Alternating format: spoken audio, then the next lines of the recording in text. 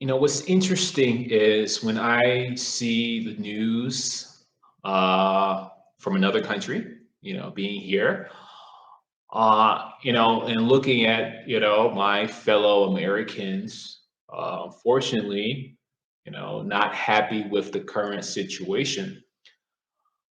And I just wonder, what will they do eventually?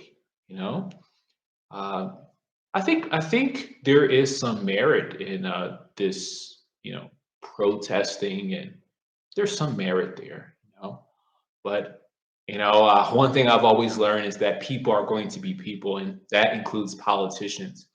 And and this is why I always come back to, what are you going to do to reach your finish line? This is why I always come back to that, because that's essentially what's important.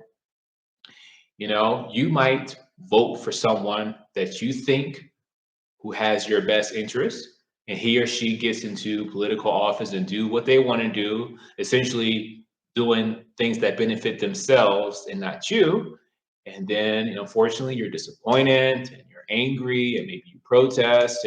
But what happens? Many people, they do it all over again. They vote for someone else who essentially repeats the same pattern. So, uh, sometimes it may feel like it's the only option, but the truth is, there is always another option. There's always other alternatives. And, I have seen many people within the last 2 years living very differently than they probably would live on a normal basis.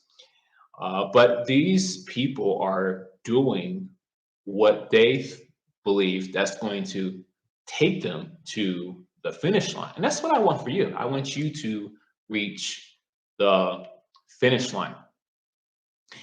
You know, uh, Nowadays, that we kind of live in these uncertain times, the country has opened back up. People have gone back to work.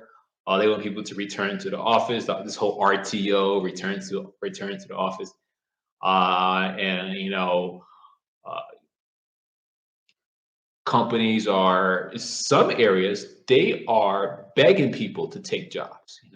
There's one fast food chain in Florida. They are so desperate for people that they are paying people just to come in for an interview. You don't even have to take the job. I think it's something like $40. They'll actually pay you just to come in for an interview because they are so desperate to find people. Due to this, great resignation, unfortunately, many people, for whatever reason, they have, decided, well, I'm not going to work for a year or 2 years. You know, Maybe they have some money saved up. Maybe they have family, friends, or other resources, or maybe they have another plan. Maybe they're going to, do some. They have these types of work exchanges called like WOOF, Worldwide Opportunities on Organic Farms. Some people do that. HelpX and these other types of things. And a lot of people are kind of having their own, uh, unpaid time off to basically find some fulfillment in their life. And partially, I think that's really, really good. It's good to have fulfillment in your life. It's good to make money, but it's also good to have fulfillment in your life. But ultimately, I think uh, depending on what age you are, depending on your current circumstances, if you're a parent, if you're single, those things are important to consider when crafting a plan to reach your finish line.